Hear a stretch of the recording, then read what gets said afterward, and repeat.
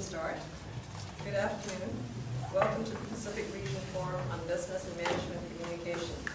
I'm Rosalie Tung, Professor of International Business and Associate Director of the David Lamb Center for International Communication. Our speaker this afternoon is Dr. Colin Hawes, Senior Lecturer in the Faculty of Law at the University of Technology in Sydney. Colin obtained his PhD in Asian Studies and a law degree from the University of British Columbia.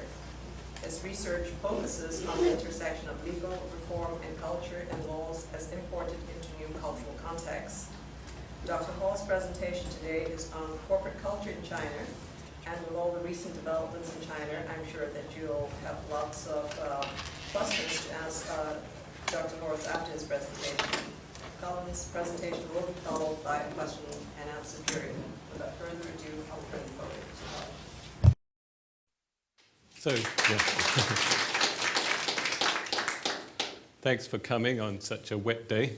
And thanks also to Professor Paul Crow and Rosalie Tong and the David Lamb Center for inviting me, and the business faculty as well. I think they did some promotional work for this as well. So today's talk is based on research that I did for a book which is forthcoming. It's called The Chinese Transformation of Corporate Culture. And because I can only dip into this topic in a short talk, if you're interested in finding out more details, you can send me an email, and I can send you some of my writings depending on which aspects you're interested in. Also, if you want the PowerPoint, I'll be happy to email the PowerPoints to you. So, moving on to the first slide here. China is certainly a country of contradictory values. So this picture kind of sums that up, although it's nothing to do with corporations. You don't often see gentlemen in China wearing skirts. But there's certainly lots of other contradictory ideas there.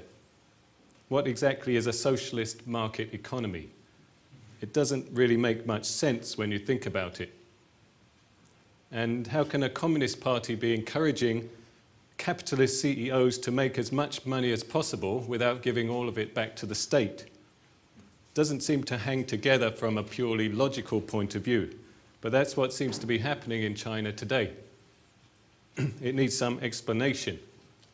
Other countries also have contradictions, of course, like Canada and the US, where people seem to have the idea that the self-interest of bankers would lead to a prosperous society of all, for all. So I'm not just saying that China has contradictions. In every country, entrepreneurs and big corporations, despite their positive contributions, they may need to be restrained in some ways to protect the wider society. So for the past 30 years, the Chinese government's been trying to balance promoting better corporate performance with preventing the negative impacts of capitalist development. So since around 2000, it seized on this concept of corporate culture and enthusiastically promoted it among Chinese corporations. So in my talk today, I'm going to answer these 4 questions. What is corporate culture? Where did this idea come from? What are the negative cultures that Chinese... Oops, sorry. Let's put that back here. What are the negative cultures that Chinese corporations that prevented them from becoming efficient and profitable? And how have successful Chinese CEOs transformed those negative cultures to create national and international market leaders? And then why has the Chinese Communist Party become so involved in promoting corporate culture among China's largest corporations? What does this tell us about changes taking place within the Communist Party itself? One clear definition of corporate culture is in a book by Goffey and Jones called The Character of a Corporation. Culture is an organization's widely shared values, symbols, behaviors, and assumptions. But many values of the organization are not actually written down or explained to new employees. They're not stated values. Another scholar called Edgar Schein calls them shared tacit assumptions of insiders in the firm. Everyone just takes these assumptions for granted, the way things are done in the corporation.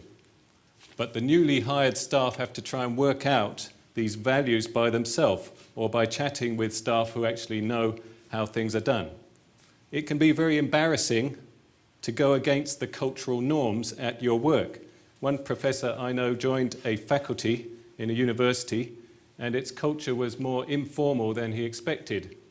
So he turned up on the first day in a suit and tie and his colleague said to him, "Who's died? Are you going to a funeral?"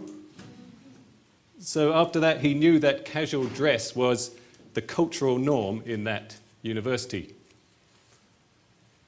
So many studies have pointed out that internal cultural factors impact on corporate performance. The whole corporate culture movement started in North America in the 1980s in response to the Japanese economic threat, so-called. They thought Japanese corporations succeeded because of their strong positive cultures that encouraged employees to dedicate their lives to the firm. And American firms should try to emulate those cultural practices. Whatever you think of that theory, the techniques of cultural management have become widely popular among corporate CEOs and even in universities as well.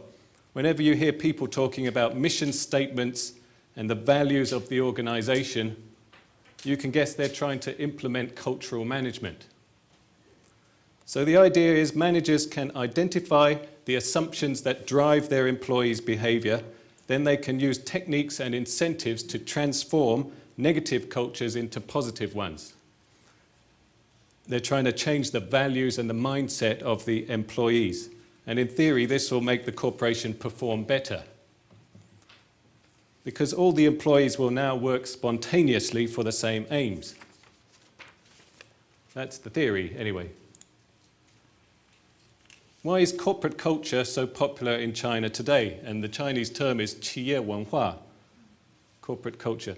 My own study of 300 of the largest corporations and corporate groups in China found 90% of them have now set up corporate culture change programs. Now, this is partly because the Chinese government's corporate regulator called SASAC issued a policy in 2005 requiring corporations to do this. But then you have to ask the question, why is the government so interested in corporate culture? And there's 2 basic reasons. First, corporate culture, it's an imported Western management concept. It sounds modern, scientific, international. All these are good things in China right now.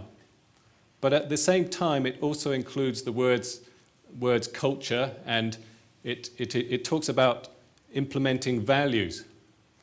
And these appeal to a more traditional Chinese view that corporations must be more than just money-making machines. They have to cultivate their employees and raise their quality as well. So the idea of corporate culture can be reinterpreted to suit the Chinese context. I'm going to give some examples of this later on. But there's another reason why corporate culture has become so popular in China, and that's because some of China's most successful business firms claim to have used cultural management to dramatically improve their performance. So other corporations want to imitate that approach. Now, this is just an example of the kind of thing you might find on a corporate website in China. This one's called Tengen Corporation, Tengen Group. And it talks about the culture of the corporation, the Qie Wenhua, as a living tree. And the culture is the root of the tree. People are the main branches. Values are the twigs. And the corporate image is the leaves. And all these work together to make the firm a living whole, a successful living whole, a growing whole, I guess. And this is all explained using these fancy images on the website that are supposed to stick in the employees' minds. And then it's accompanied with training sessions and changes to the company's incentive systems to make people embrace these new values.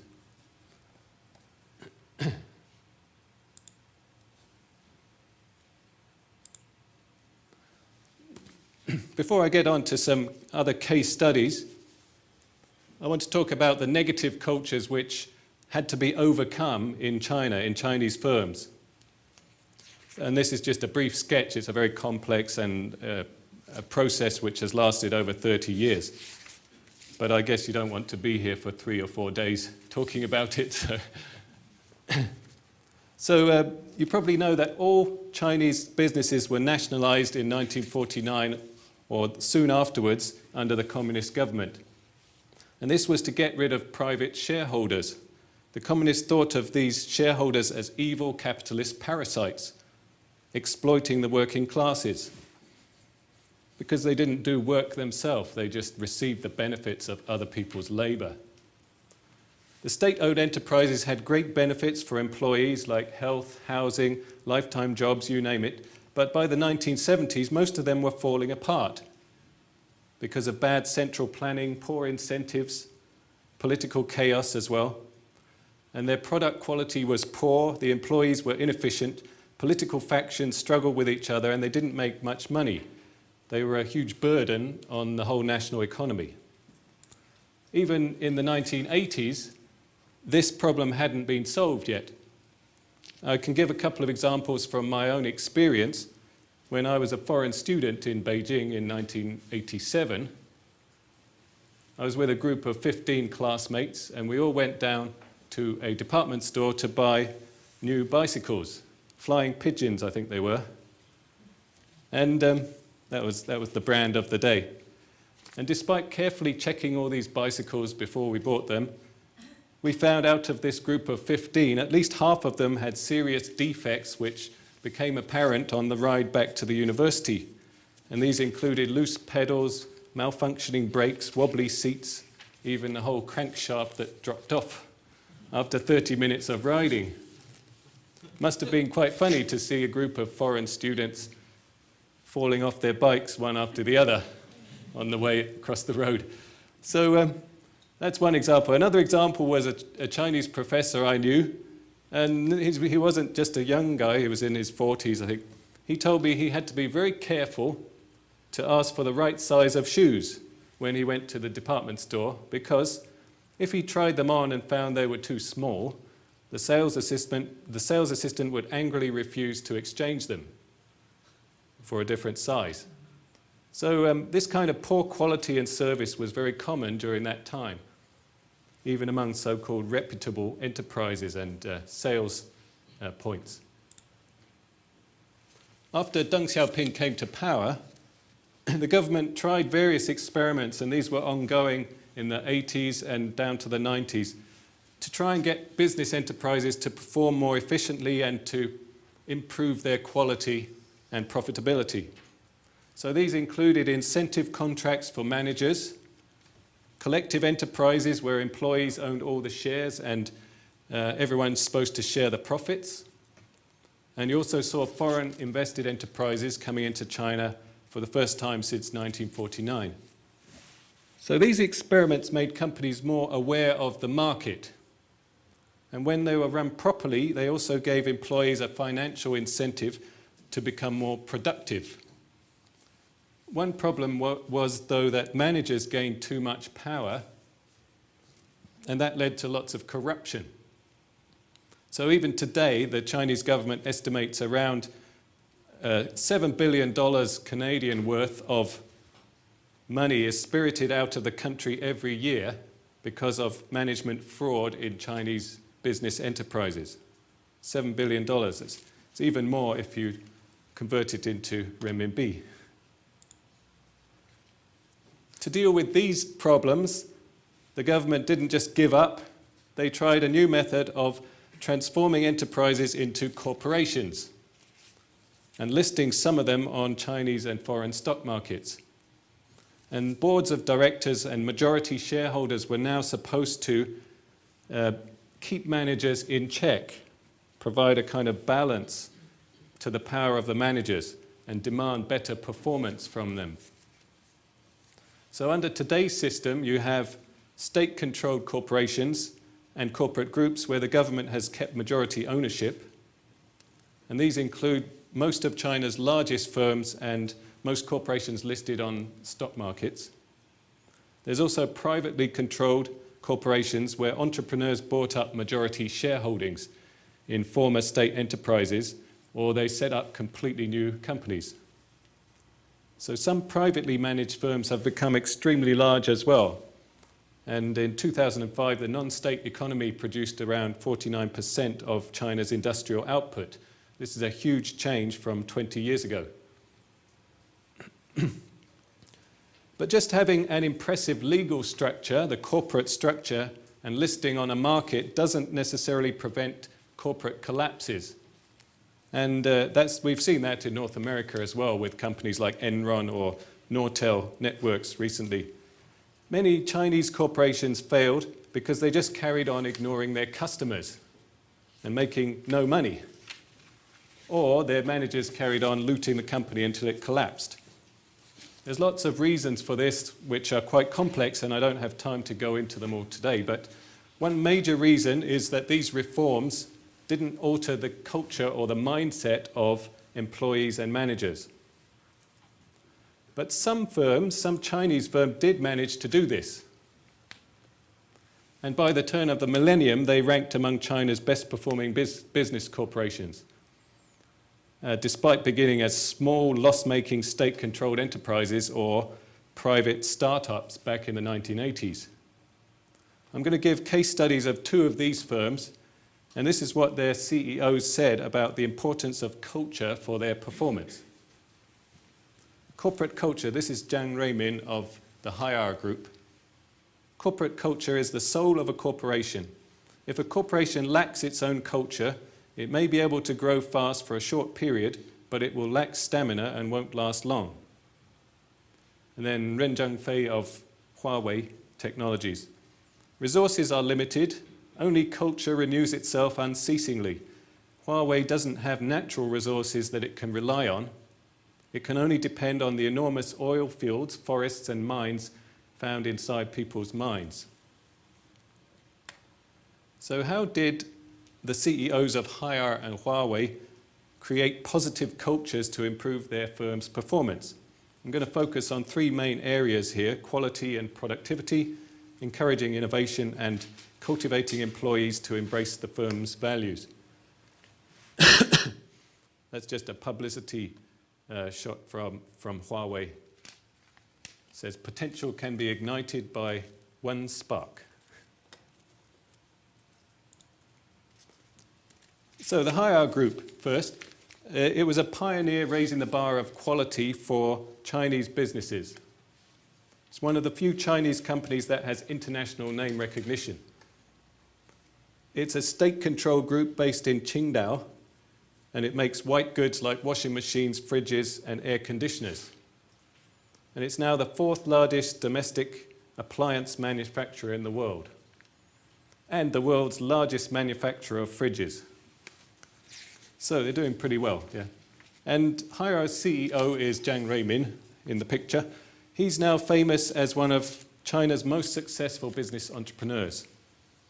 But in 1985, he was just the director of a failing refrigerator factory in Qingdao.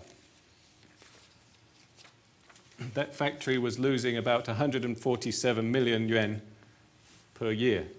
In fact, the enterprise was probably even worse than many other state-owned enterprises at that time, because Jiang had to pass one rule when he first joined, that employees are not permitted to urinate or defecate on the factory floor.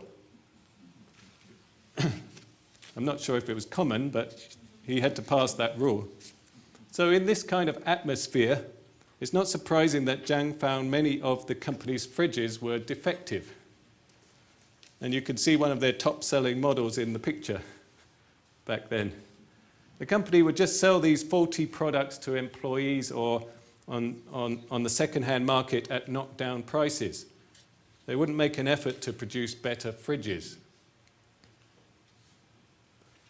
So that was a situation when Jiang became the director. But Jiang found that when he joined, around 76 fridges were defective in one batch. And instead of selling them off, he forced the employees who made them to smash them to pieces with sledgehammers. Now, this is what is called by corporate culture theorists a founder's myth. It's a story about the company's founder that shocks or surprises employees into a new way of thinking. So the story will then be told to all new employees who join the firm, and it makes them realize that poor quality won't be tolerated. And at the time, many employees, they complained that this smashing event was a waste of good spare parts. But they soon realized it was in their interest to produce better fridges in the first place. And why was that? It was because Jiang Ruimin also developed this frighteningly strict quality control system, which is to reinforce the cultural value of quality. And this system tracked the performance of every single employee in the company. It was given this fake English name of OEC to make it sound foreign and impressive, I think. I don't know why they just didn't use a Chinese name. But how does this system work? Every single process and every task required to make the company's products and maintain its facilities is listed in great detail in a central database, and the name of each responsible employee is listed beside each task or piece of equipment. So if managers walk through the factory and see something not working properly, they immediately know the name of the employee who is responsible, and they will dock that employee's pay. That's not all. Employees all have to improve their work quality and productivity by 1% each day if they want to increase their salary. If they don't meet their daily targets, then they'll have their pay docked. So the company sends supervisors around every 2 hours to make sure employees are getting on with their work, and they write problems up on a big bulletin board on the factory floor so everybody can see it, with the names of employees who are not doing their proper work, and it says that they will be penalized if they don't get a move on, basically. So you can see it's a mixture of strict supervision by the management and public shaming and self-supervision by employees with immediate financial consequences. And promotions and demotions are also based on this system. So the picture here is a higher employee's impression of the daily improvement staircase, 1% each day. You keep going up until you fall off into the void, apparently. It seems pretty draconian, this system, quite scary in some ways, but it creates a clear set of incentives for the employees based on measurable tasks. And it's fair because it's transparent and public, and every employee knows what everybody else is getting. It's probably the only way to reverse the bad habits of employees under the state enterprise system. So this system was really important as Harbour grew bigger because the government expected the firm to take over dozens of failing state enterprises and turn them around. And Jiang Ruimin called these enterprises stunned fish that needed revitalizing. The way to do this was to change the mindset or culture of their employees using Harbour's OEC system. And Jiang also used an ancient Taoist idea to explain what he was doing. He said the most important creative force in a company is not the outward objects like machines and equipment. It's the formless things that matter most, especially employees' inner motivation, their cultural assumptions. If you can change that, then everything else will flow, including profits. In Harbour's corporate magazine called Harbour People, there's many stories of employees who were shocked when they suddenly got penalized for making mistakes. One young employee was demoted for being lazy and put on probation. His parents, who were long-term Harbour employees, they begged with his manager to reinstate him, and that's probably what would have happened under the previous system.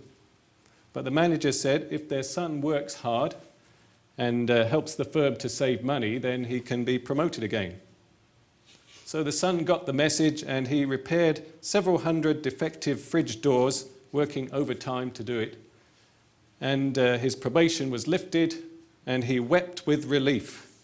And his parents declared, if the factory didn't have such an effective management system, I'm afraid this lazy son of ours would never have dragged himself up off the ground. So stories like that published in the firm's magazine, they reinforce the cultural values of quality and productivity, and they remind other employees that it's in their own interests to embrace those values. Now, Huawei Technologies is another successful company which uses a slightly different employee mind control technique. Huawei produces communications technologies like internet switches and wireless equipment, which are used by telecom companies all over the world. I don't understand all this technical mumbo-jumbo that they talk about, but they certainly make a lot of money from it. In 2008, their sales were $23 billion US. And 75% of their sales were from the international market. This picture shows their shiny new research center in Shenzhen.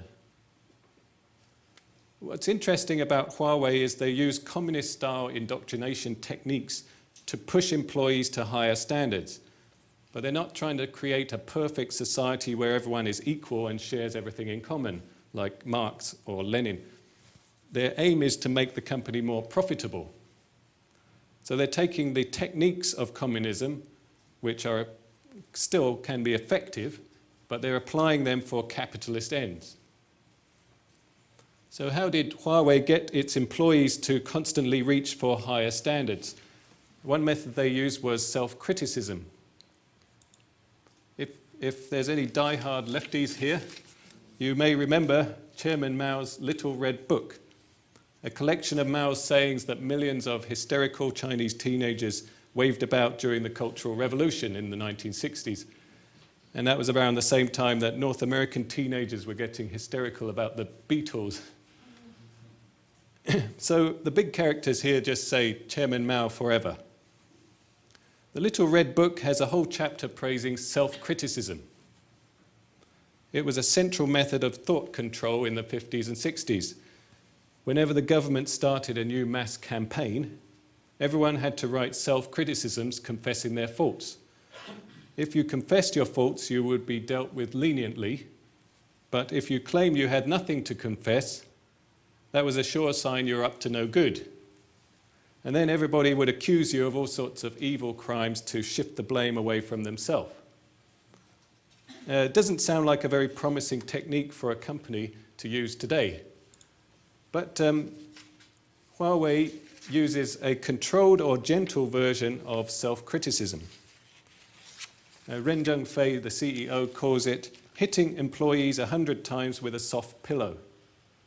Even if the blows are soft, they will remind employees to keep improving their work. And how is this self-criticism done? Every 3 months, Huawei's different departments have a democratic meeting. Every employee must do self-criticism in front of all the other staff. In other words, to admit the mistakes they made and ways they can improve their performance. And the democratic meetings also include a session where the company criticizes itself.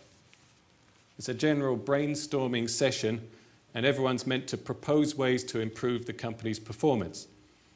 It recognizes that the best ideas often come from the bottom up, if employees know that the management will listen to them.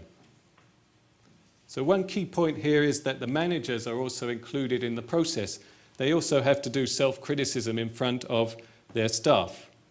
And Ren Zhengfei says this attacks the Chinese idea of giving face, because in most companies, if you criticized your manager, that would be a serious loss of face for the manager. And even a CEO might not criticize a manager in front of lower-ranking employees. But that's useless for finding out who's a good manager, because the employees are the ones who know who can manage them.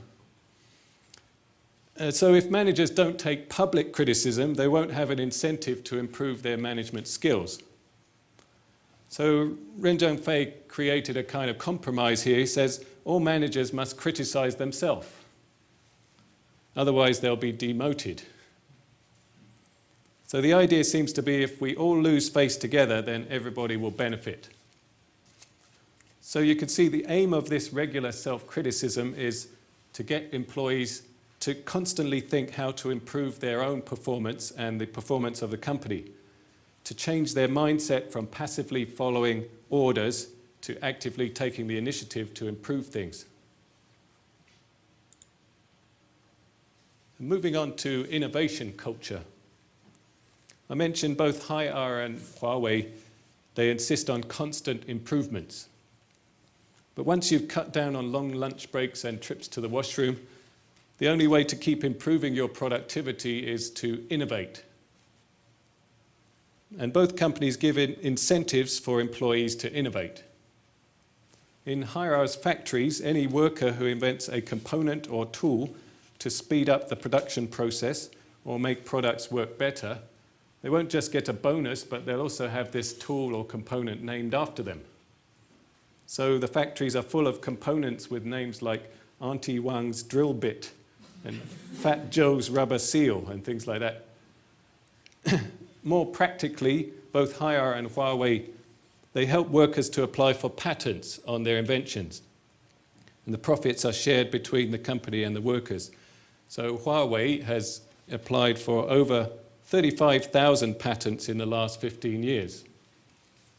Both firms also publicize employee inventors in their corporate magazines to inspire the other employees to get their brains in gear. So this picture, this is by a Harbour employee, shows an innovative use of an eggshell as a chick's umbrella. I'm not sure if they applied for a patent on this one. It's part of Harbour's corporate propaganda campaign to remind staff to think innovatively. Harbour's employees are also rewarded if they modify existing products to fill a new market niche. In Sichuan province, farmers who bought Harbour's washing machines complained they were getting blocked and breaking down. It turned out the farmers were using washing machines to wash the dirt off their sweet potatoes, or yams. So Harbour's employees modified a clothes washing machine into a yam washing machine. And it could also be used for washing regular potatoes. In Tibet, the company found customers using their washing machines to churn butter for yak butter tea. So the employees invented a butter churning machine to do the job much better. Apparently, these modified washing machines could also wash clothes as well as doing potatoes and butter. But probably not at the same time, I don't think.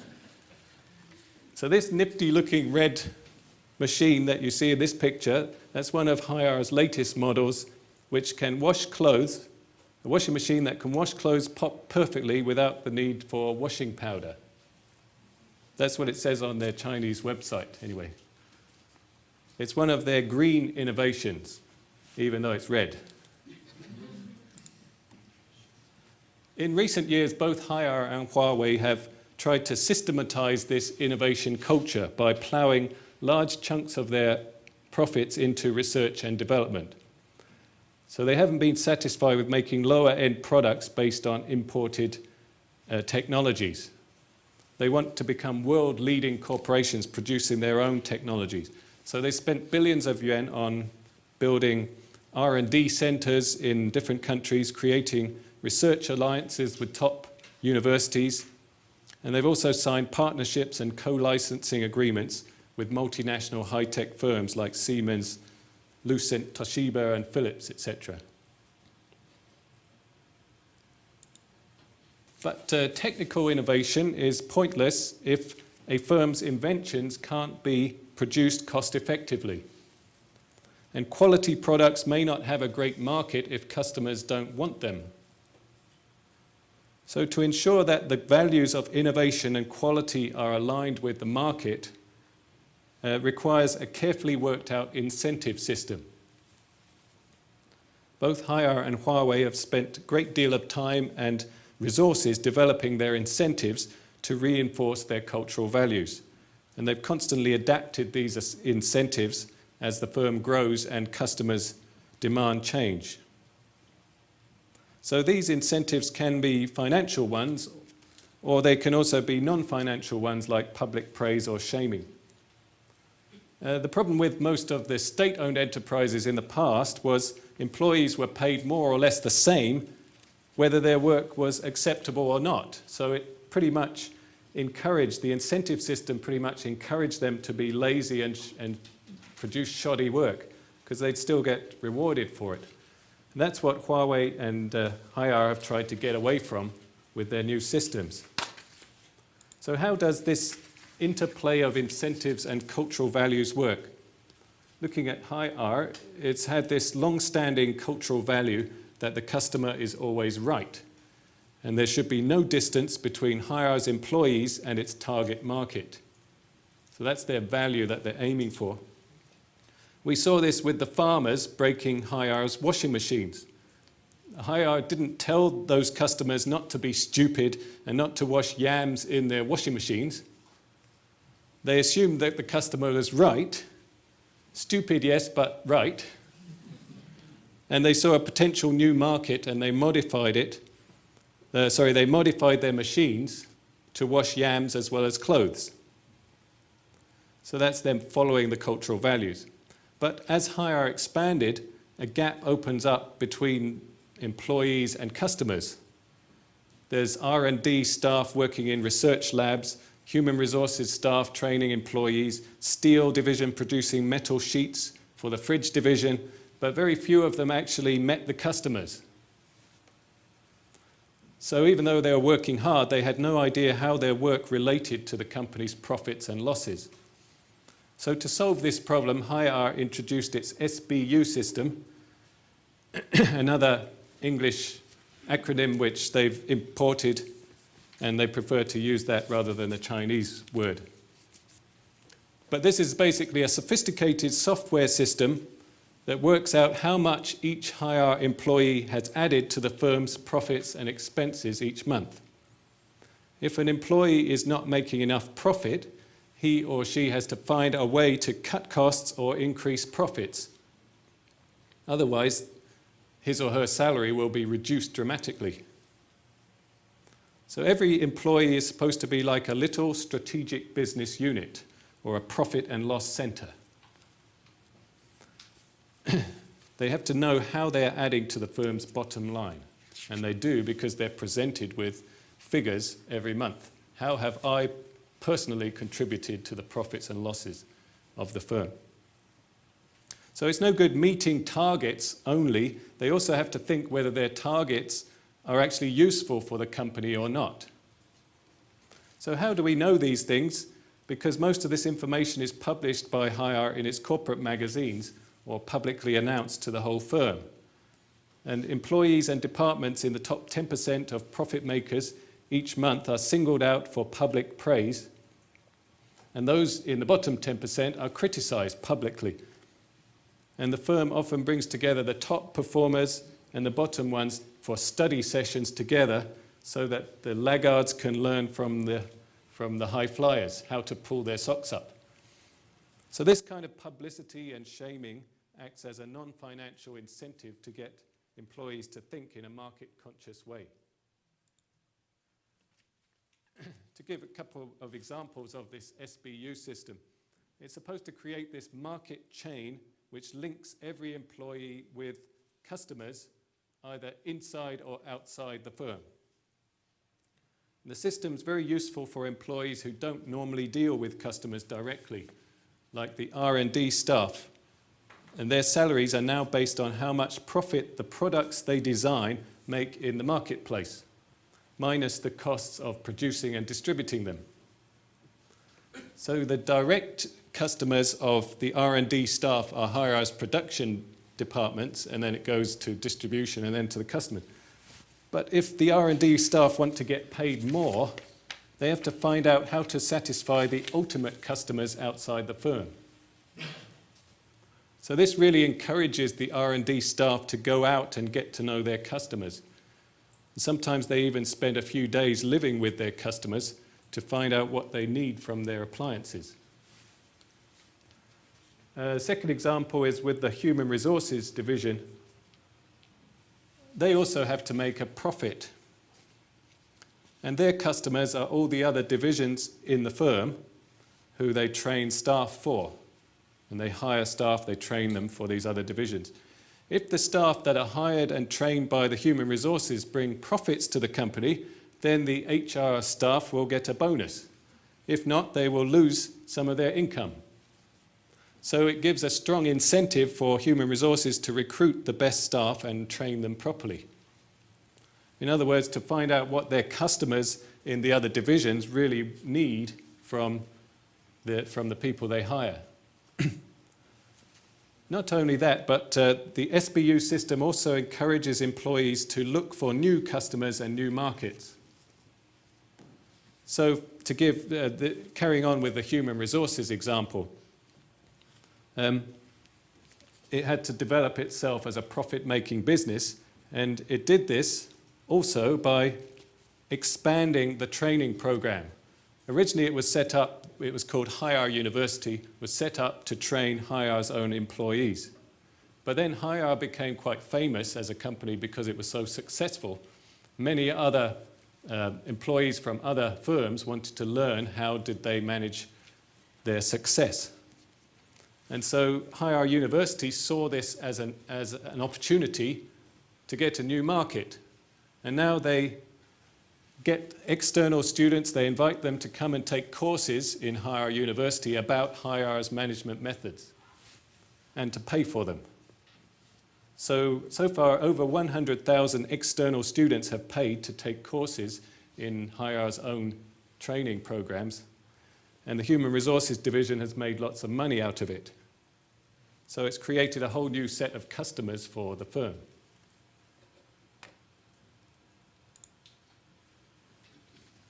So as I mentioned, both Harbour and Huawei have used many non-financial methods to get employees and managers to embrace the firm's cultural values. They spend lots of effort trying to create a sense of group solidarity in the firm, a sense of belonging, contributing to something larger than oneself. Some of these methods are borrowed from Japanese or American firms, and others seem to come from the Chinese revolutionary tradition. Most big Chinese companies have slogans and mission statements that employees are expected to recite religiously, or songs they have to listen to or sing regularly, corporate songs. The slogans repeat the company's values so that employees can't get them out of their heads. This one here on the right, top right, says, the way of Harbour is the way of innovation.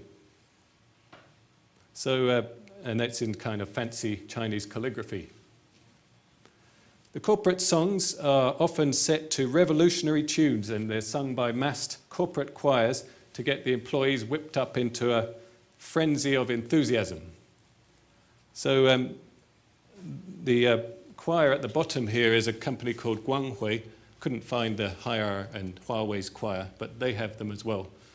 And to give you an example of a song, I have one here.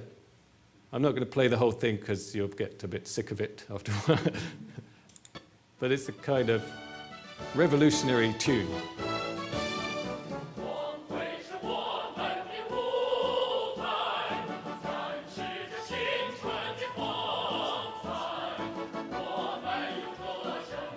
I think that's enough of that, isn't it?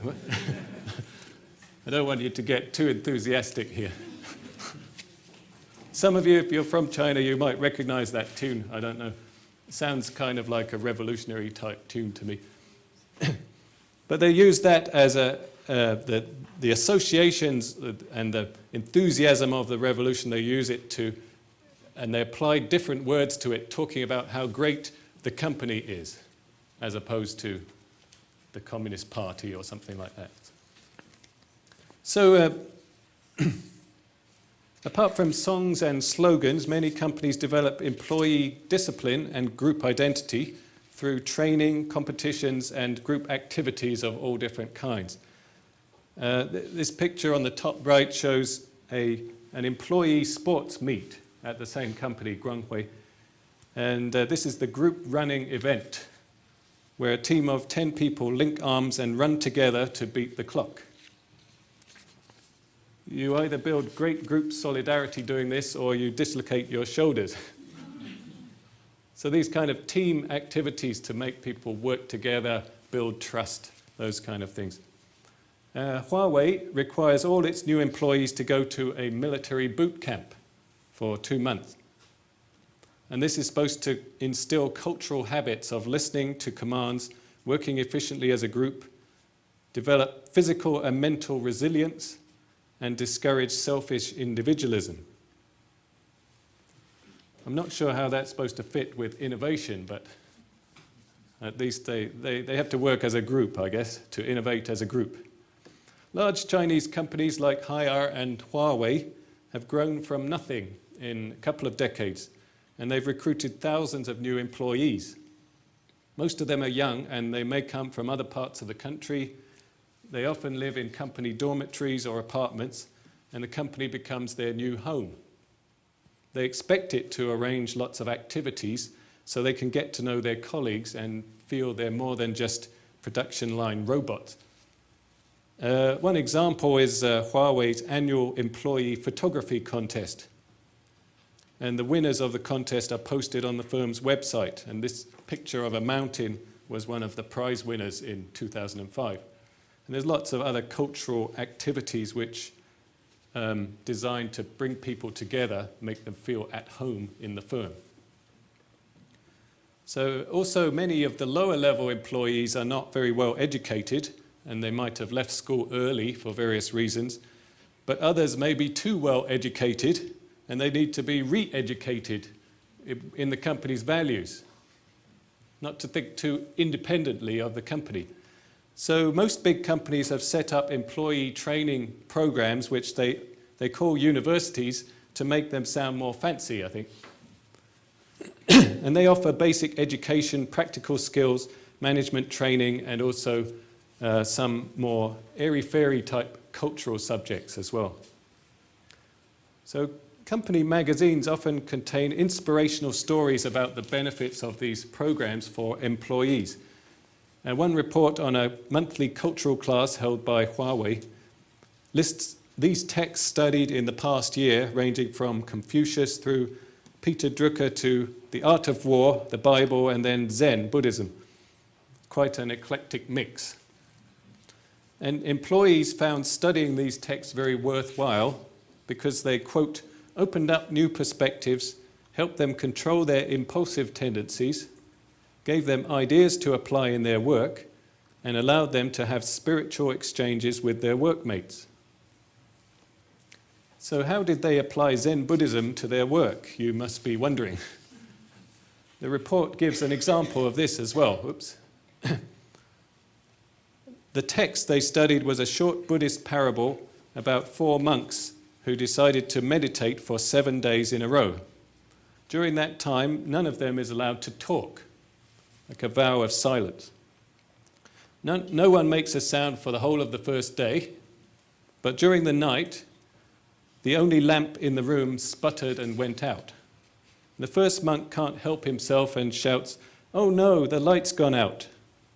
The second monk replies, "Be quiet, we're not supposed to talk." The third monk says, "Well, if we're not supposed to talk, what are you doing?"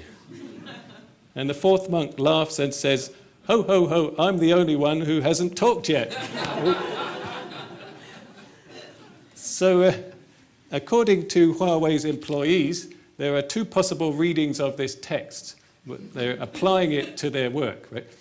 One interpretation is, if we blame other people, it's very likely we are also to blame ourselves. And the other interpretation is, if the company culture is one where nobody talks to anyone else, it won't be a successful company. So, that's their kind of cultural seminar. Excuse me. The last topic I want to talk about today is the role of the Chinese Communist Party within these large corporations, especially their promotion of corporate culture. And this area is crucial for all businesses in China, but it leads to some major contradictions. So Zhong Qinghou, he's the founder of an extremely successful Chinese drink company called, it's got a jolly name called Wahaha Group. He said this about Chinese companies and the government: if you don't understand politics in China, then you can't do well in business. If the government doesn't support you, you can hardly move 1 step. Your company has to help solve the country's problems. Even if the company wanted to avoid the government, it wouldn't be able to, because all large firms have to allow the Communist Party to set up a committee within the company. And often in state-controlled companies, the CEO is also the company's party secretary, and the company's chair is the vice party secretary, or vice versa. So, in theory, the party is responsible for ideological and moral indoctrination of company employees, and for promoting the party's policies within the company, which sounds a bit sinister. But large privately controlled companies like Huawei also have to set up party committees. And they have to promote the party's policies even more enthusiastically to show they're not using their financial power to challenge the government. Even foreign firms like Walmart, they've had to allow the party to set up branches in their Chinese divisions. Why would foreign companies like Walmart, multinationals, allow this to happen? It's because if they don't cooperate with the government, they might not get their business licenses or building permits or all sorts of other government approvals that they need, and they might even find their firm's electricity being cut off or their employees going on strike. So all companies have to cooperate in some way with the Communist Party once they get past a very tiny size. Yeah. But actually the Communist Party has changed a lot since the days of Chairman Mao.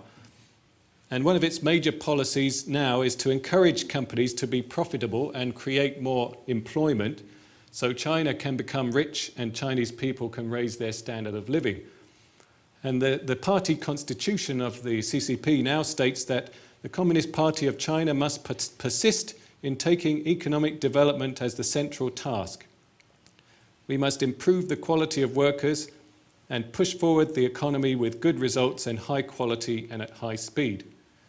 And it also says that in a privately managed firm, the party organization safeguards the legitimate rights and interests of all stakeholders and stimulates the healthy development of the enterprise.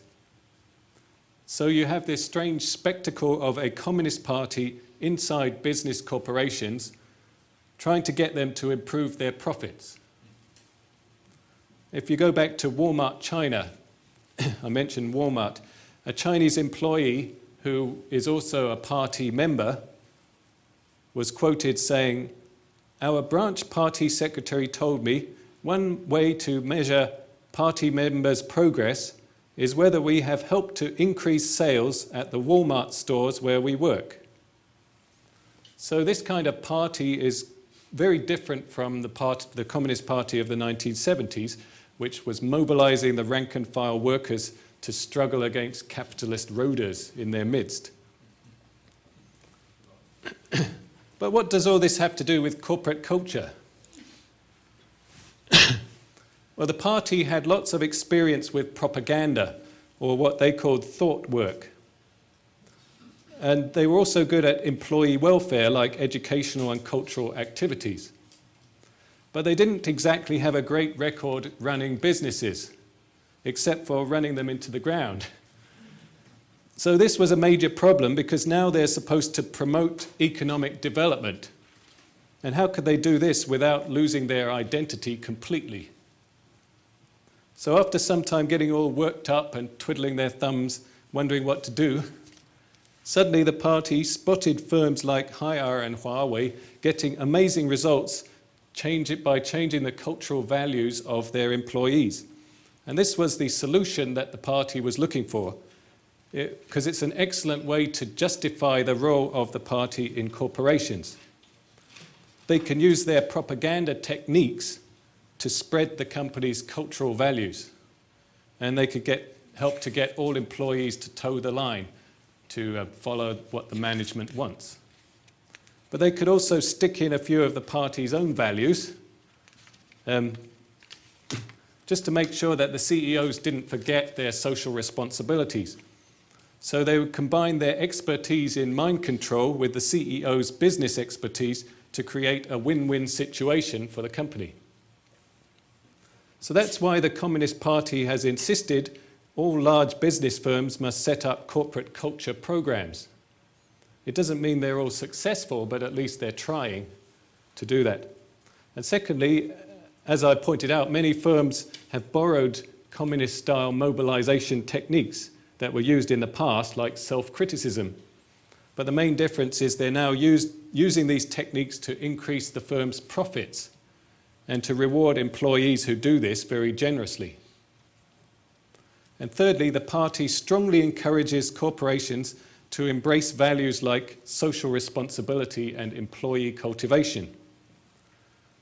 So thinking back to what I was talking earlier, it's unlikely that a cutthroat private firm like Huawei would be interested in holding these cultural seminars for employees, or where they read Buddhist and Confucian sayings, or organizing photography contests, if it wasn't for the influence of the party. Because Huawei knows that the party wants corporations to care for employees' spiritual needs as well as their material needs. So reading the great texts of the world fits into the spiritual values requirement for corporations. So the more pragmatic CEOs, they realize they have to fit in with the extra demands of the party, but they try to comply without sacrificing the bottom line. So in social responsibility, for example, Harbour has often used philanthropy as a marketing opportunity. So here you see pictures of Harbour's washer dryers being donated to the Chinese army back in 2003. The army was helping to evacuate people from terrible floods on the Yangtze River, but they couldn't get their uniforms dry and their clothes were going moldy, and some of them were getting sick because of this constant damp. So Harbour's dryers solved the problem. And the company got great publicity and political capital from donating these dryers to the army. The same thing happened in 2008 after the massive earthquake in Sichuan province, where most Chinese firms were falling over each other, trying to contribute the most to the disaster relief. Part of their social responsibility. The other picture on the bottom shows a Tibetan guy pretending to talk on the phone. And it's from Huawei's website. because Huawei cooperated with the Tibetan provincial government to set up a telephone network in this remote region. And doing this, the company helped to develop the poorer regions of China, which suits the party's demand for building a culture of social responsibility. But Huawei also used the images as a marketing ploy on its website and in its promotional videos. So there's nothing wrong with the Communist Party encouraging business firms to be socially responsible or to treat their employees well. And it may prevent some of the corporate scandals we hear about in the news, like poisonous lead-painted toys, tainted milk and factory sweatshops. As long as the party remembers that its goal is also the healthy development of enterprises, it can play a useful role by softening the harsh edges of corporations. But the problems mount up when the party interferes too much in the business decisions of the CEOs. It's common for the government to force successful Chinese corporations to take over failing ones, even if the failures are in completely different business sectors.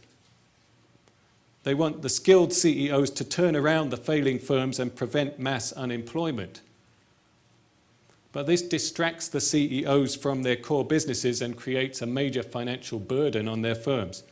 Like Harbour was forced to take over 18 money-losing enterprises in the late 1980s with combined losses of 550 million yuan.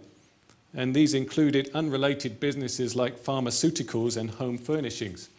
It's not exactly the way to help these corporations compete on the global stage. Every time you start to do well, and then you have to take over another failing enterprise and turn it around. Another problem faces Chinese firms when they try to expand overseas. They find that foreign governments and the media see them just as tools of the Chinese Communist Party. They assume that they're up to no good. Even private firms like Huawei, they can't escape because they had to develop good relations with the party and the government so that they could continue to expand their businesses in China. There's a typical comment here from a technical newspaper in 2008. Basically, this is what you find a lot about Huawei. Huawei's government contract work outside China is a magnet for foreign communication systems to engage in cyber warfare. Despite those things, the problem is Huawei has promoted this highly disciplined, competitive, almost military-style culture among its employees. And its CEO is proud to be building a firm that will make China richer and stronger. So when you see their website, Huawei talks about, we want to make China stronger. Because they have to, otherwise the party would be suspicious of them. And Huawei also does have a party organization, a committee within its firm. So these things raise red flags when Huawei tries to buy foreign businesses or get contracts in Western countries to provide the equipment for foreign telecom systems. And some of Huawei's attempts to buy up foreign firms have actually been rejected on national security grounds, like its 2007 bid for 3Com in the US. So, to sum up, some Chinese firms have become highly successful by transforming their corporate cultures using effective financial and non-financial incentives. The government believes all large Chinese corporations should imitate these firms and transform their corporate cultures. But the Communist Party wants to be involved to make sure corporations don't go off track and damage society, and to give itself something to do in corporations. It wants them to be both economic organizations making a profit, but also social and spiritual organizations cultivating their employees and creating a better society. In other words, they have to be hybrid economic, social and cultural organizations. And that sounds like a very noble aim, but it leads to these widespread perceptions that the party controls all Chinese corporations. And it has a negative impact on the international reputation of these firms, and it may get in the way of their growth overseas. it seems to be an insoluble contradiction, and privatization is not the answer because Huawei shows even a private corporation suffers from the same negative perceptions overseas. Maybe the only workable solution might be for the party to broaden its political reforms and create a more democratic political system, and then foreigners might not be so suspicious of Chinese government involvement in large corporations. But nobody really knows when that's going to happen. So that's the end of my talk. If you have any questions, I'll be happy to deal with them.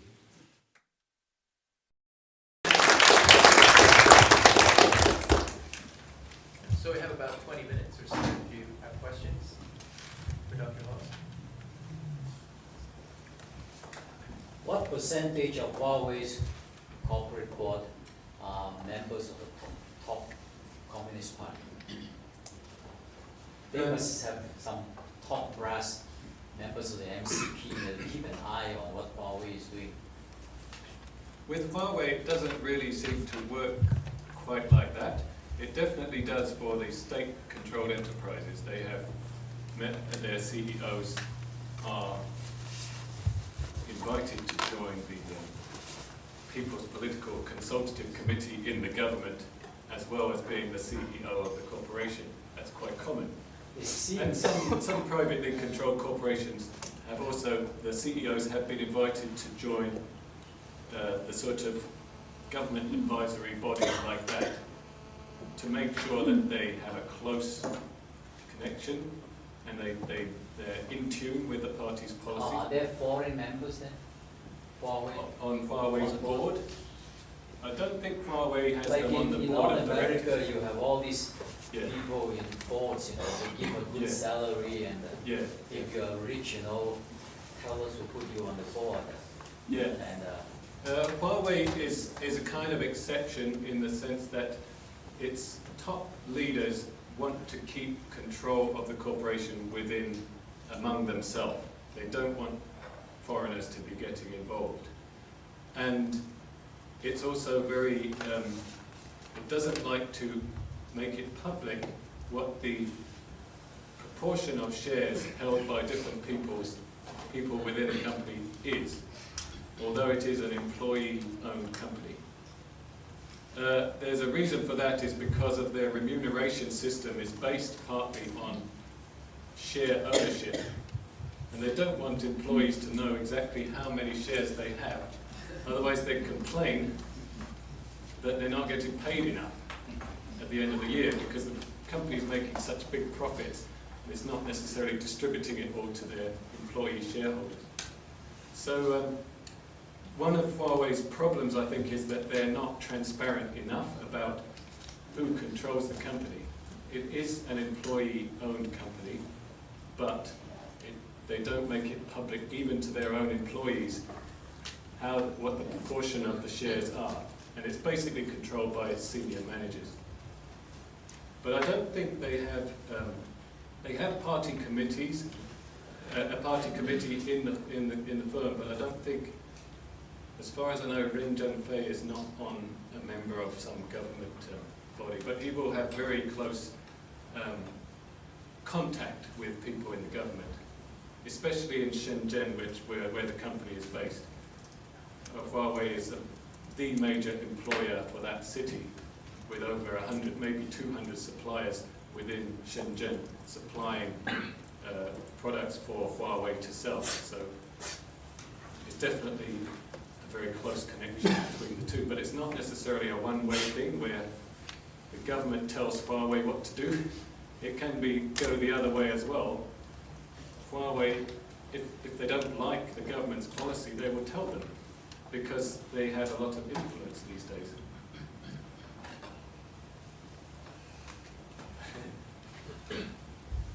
Yeah? Yeah. I don't want to put you on the spot, but I'd like a little bit of your reaction on Google's current challenge in China, wherein Google has threatened to pull out from China because of the internet censorship. So, given the knowledge that you have about the operations of China, the CCP, and so on and so forth, what kind of advice would you give to advice would you give to the Chinese government on this? Speaking to the salt shaker.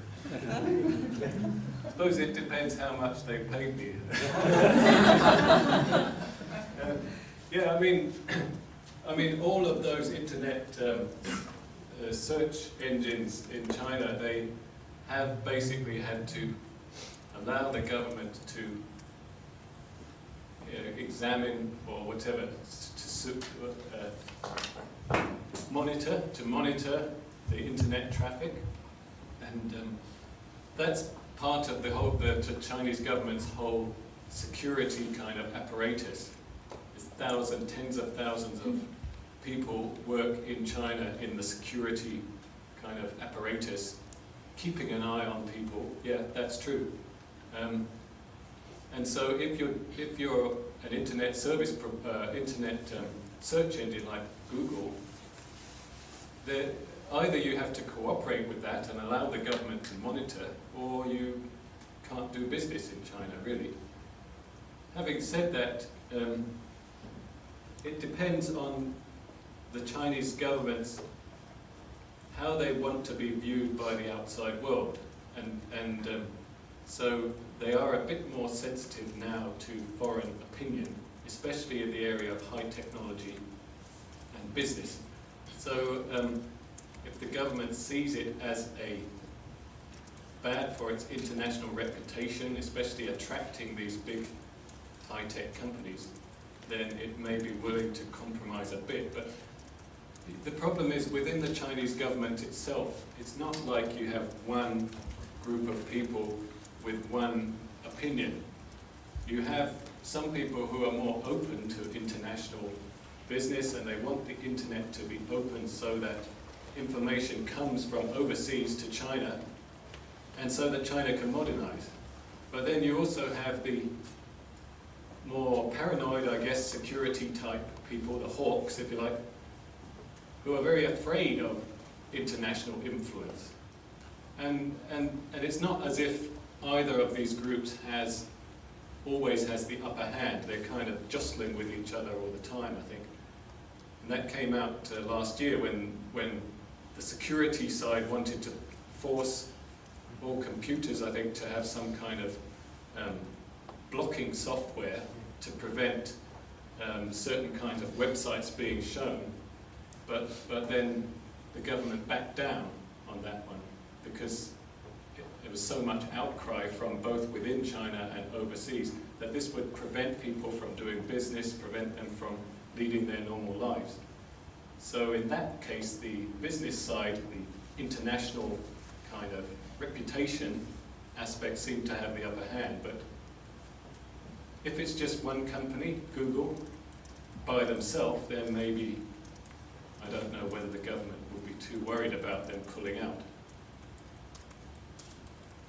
Who knows? Yeah. Can't give very good advice on that one. Yeah. Okay, you first.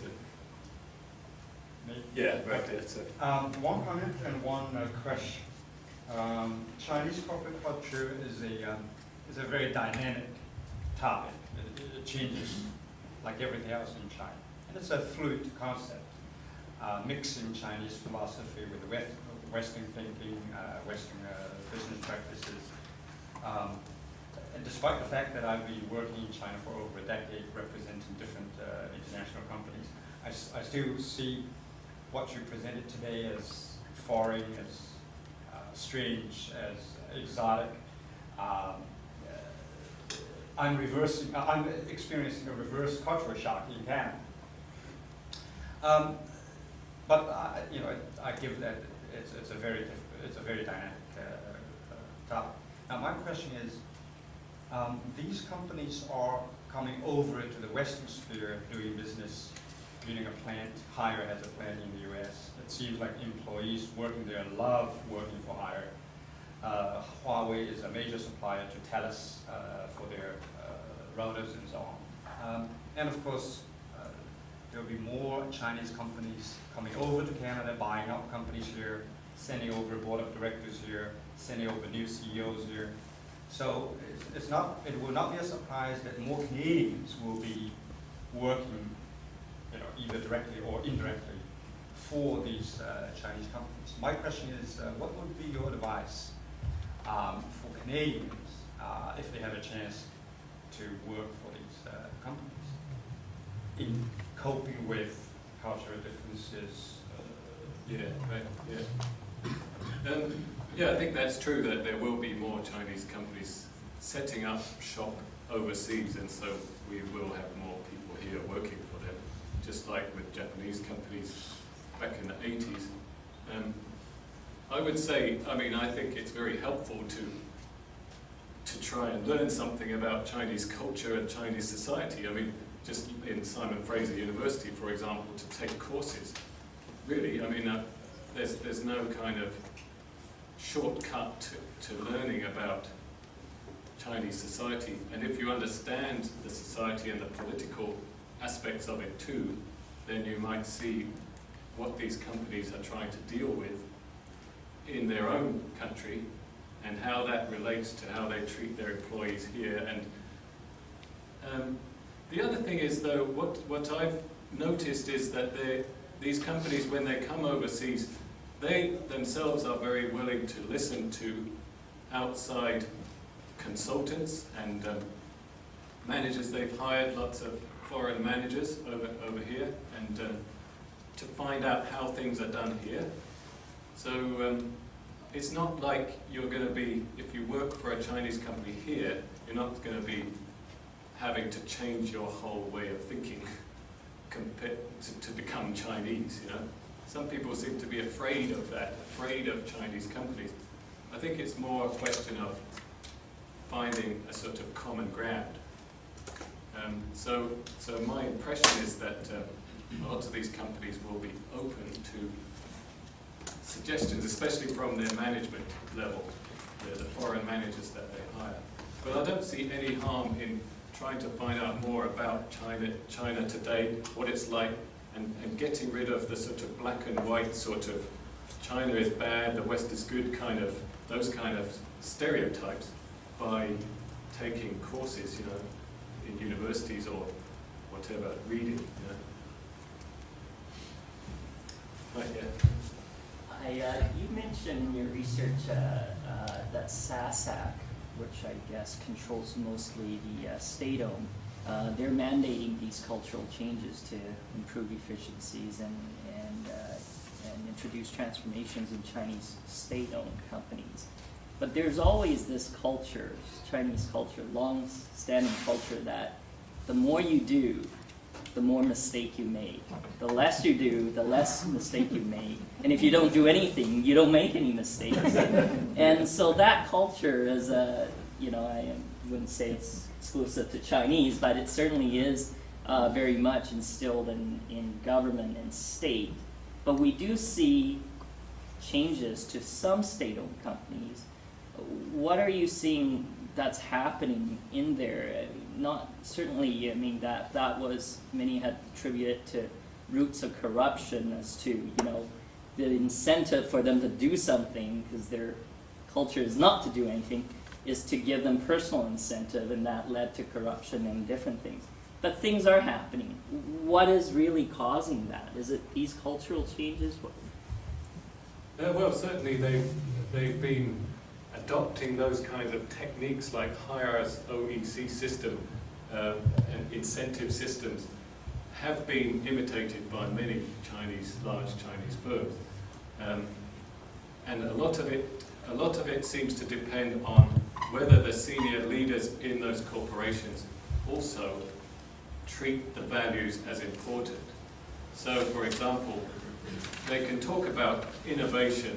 Let's have every employee suggest some rational way for the company to improve its process, its production process. Those kind of things, they can talk about it, but if they don't reward the employees when they do it, or if they don't force them to do it initially, like Huawei saying you have to criticize the firm, otherwise you won't get past to the next level of your employment. You know? If the CEO is not serious about doing that, and then the company won't change. So I think the firms that are changing, and there's others apart from these two,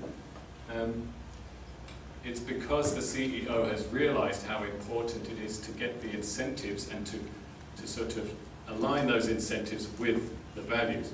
But others, like you said, others they have great websites with the values on there. They have all these kind of speeches by the CEO, but they don't actually do much. It's still basically everybody just listens to the person up above them and tries to avoid taking the initiative. So that the figure of the CEO is really important, and it's really important that the CEOs are chosen carefully. But in the state-owned enterprises, it's going to require a new sort of generation of CEOs to come through, I think, who have been trained with the more Western-style management methods, as opposed to some of the ones they have now who were trained under the communist system.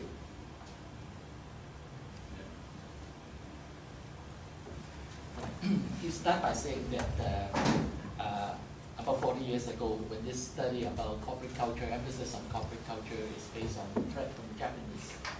So how do you see this today, that 40 years later, this Chinese corporate culture, the key similarity and a major difference from what happened in Japan 40 years ago?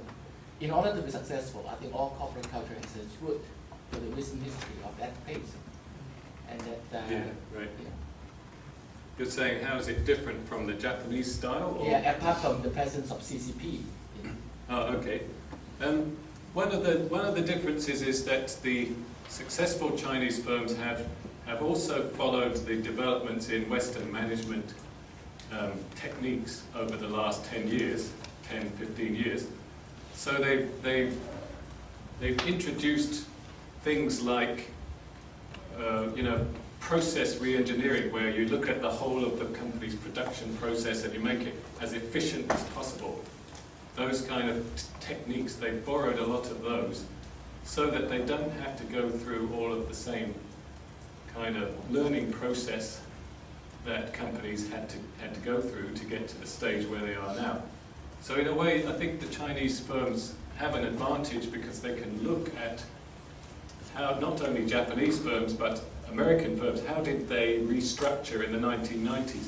How did they use information technology to streamline their processes? Those kinds of technological kind of innovations in management, and they can pretty much sort of import those and add them into their own systems, as long as the employees are open-minded to take advantage of that. Whereas I think that in the Japanese firms, they did the quality very well and started to do process, but then somehow, because of the economic problems that Japan had since 1990, they maybe didn't, a lot of them didn't manage to make the sort of technological shift that a lot of American firms made. So I think, in a way, it's like the Chinese firms, the really successful Chinese firms, are combining the Japanese style of quality and those kind of things, but with American style sort of use of information technology, and they're able to synthesize those. But there are some Japanese style things going on, like the corporate songs and the slogans, and creating this sense of group identity, I think, is stronger, probably stronger in Chinese firms than in a lot of American firms. When you show the picture of these workers doing sports, those wearing red shirts and all this, it reminded me of Mitsubishi company. Right. Yeah. And that seems to have a lot of influence in this Chinese corporate culture, to see group work and team participation. No other place, does that except, but they haven't learned anything about good health, the laughing society in India, noontime work, everyone going to laugh to make money and all that. Right. Yeah, it's a bit more serious, I guess. Yeah. They do have karaoke though in Chinese companies. Now about one other karaoke thing, competition. there is also spiritual meditation. Yeah, right. how do you know whether they are real Buddhist or Falun Gong, people who are doing it? Oh, well, I mean, You know they don't like Falun Gong. yeah.